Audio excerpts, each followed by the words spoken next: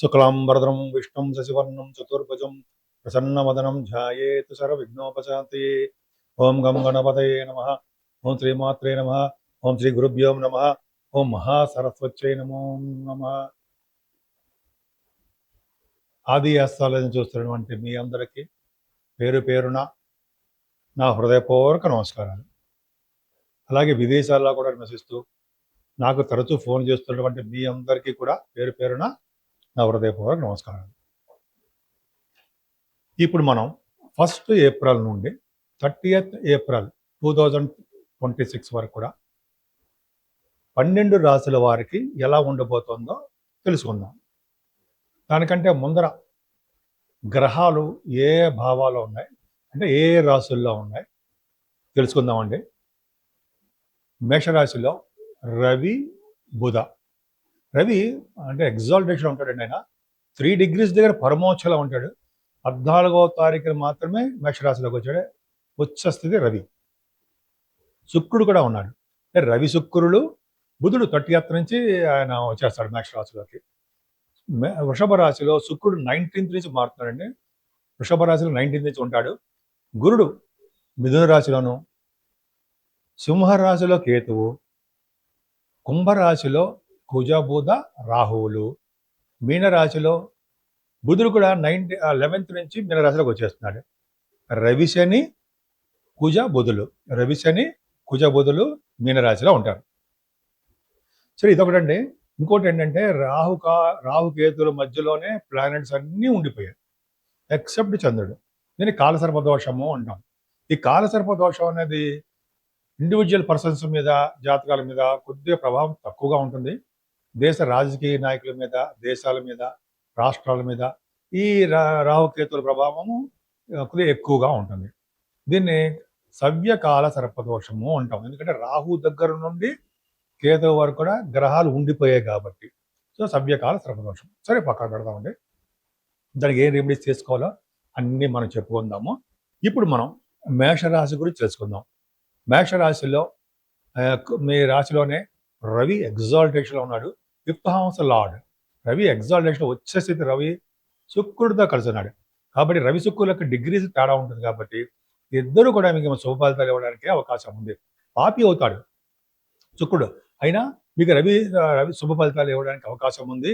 రవి వలన name and fame రావడము, అలాగే ప్రతి పనుల్లోనూ స్పీడ్గా ఉండడము, అలాగే మీరు ఒక చోట ఉండకుండా ప్రయాణాలు చేస్తూ ఉండడము, శుక్రుడు వలన కూడా విదేశ పర్యటన, భార్యాభర్తల యొక్క అనుబంధ జీవితంతో విదేశాలు వెళ్ళడానికి అవకాశాలు ఎక్కువ ఉంటాయి.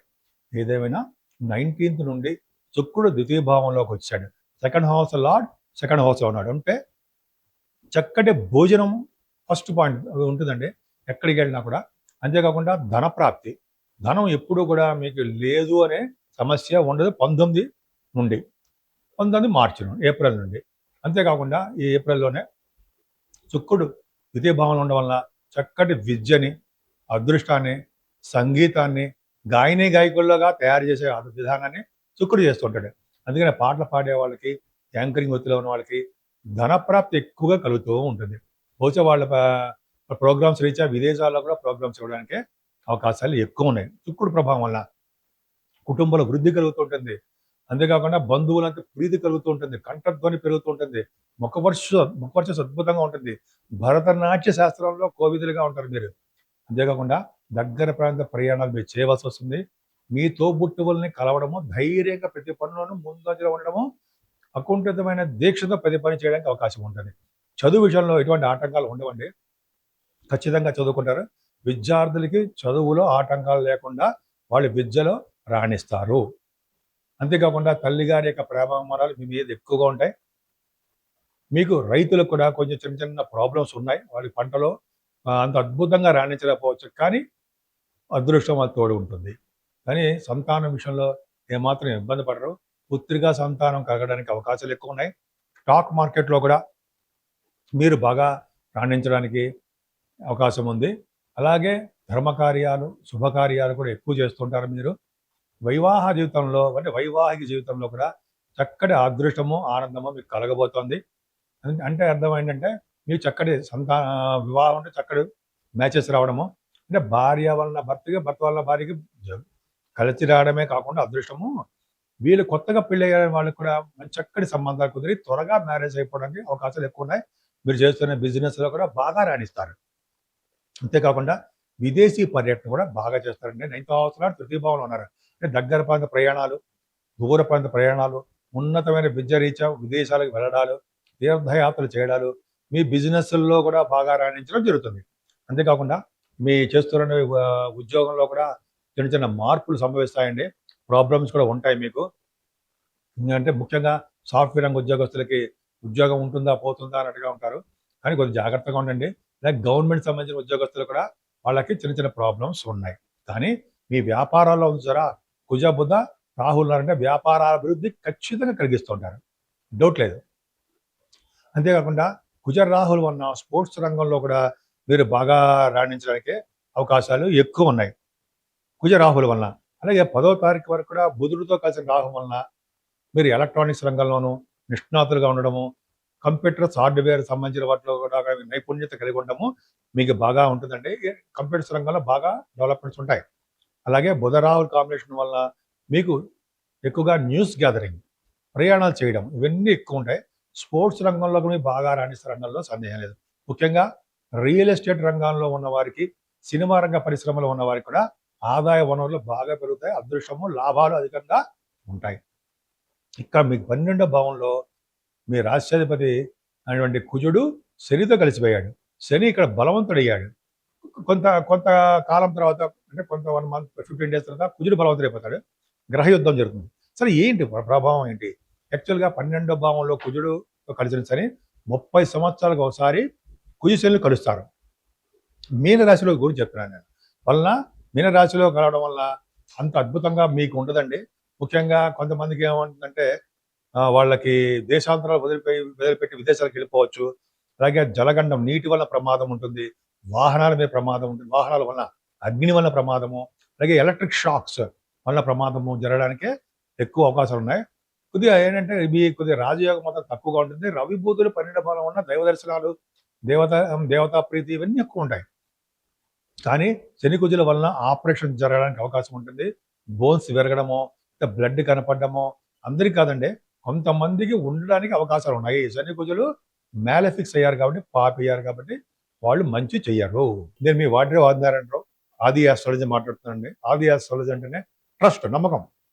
మీ జాతకాలు చూపించుకోవాలనుకుంటే మీరు date of birth, time of birth, place of birth 3 ఉండాలండి. ఉంటే మనకి మీకు ఏ ప్రాబ్లమ్స్ ఉన్న జాతకాల్లో ఖచ్చితంగా రెమెడీస్ మనం చేయొచ్చు. కరెక్ట్‌గా ప్రిడిక్షన్ కూడా ఇవ్వడానికి అవకాశాలు ఉన్నాయి.